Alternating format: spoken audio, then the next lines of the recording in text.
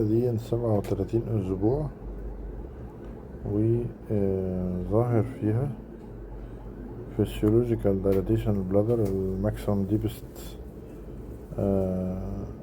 segment في البلادر كان حوالي 62 ملي، وفيها برضو ده يعتبر physiological dilatation. فبالتالي هل هو indication للسكشن ولا لا؟ هل هو indication للسكشن ولا لا؟ ممكن يبقى indication في حالات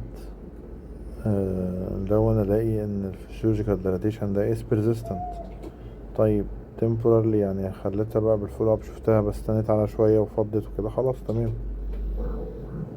طيب بالنسبة لي ساينز بتاعت الماتيوريتي، انا شايف هنا internal ايكوز كتيرة موجودة جوه الايه الامنيوتيك فلويد، دي sign of maturity. لكن ده مش turbidity. turbidity هنا لو انا قلت ميكونيوم ستيننج يبقى الاقي سك amniotic fluid ما فرقوش عن البلاسنتا، لكن دي multiple internal echoes as a signs of maturity.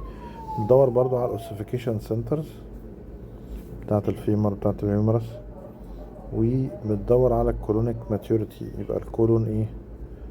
ده مش مشكلة في الانتستين، لا ده signs of colonic maturity. كل دي are signs of maturity بالنسبة للفيتس. تمام، بس شكرا جزيلا.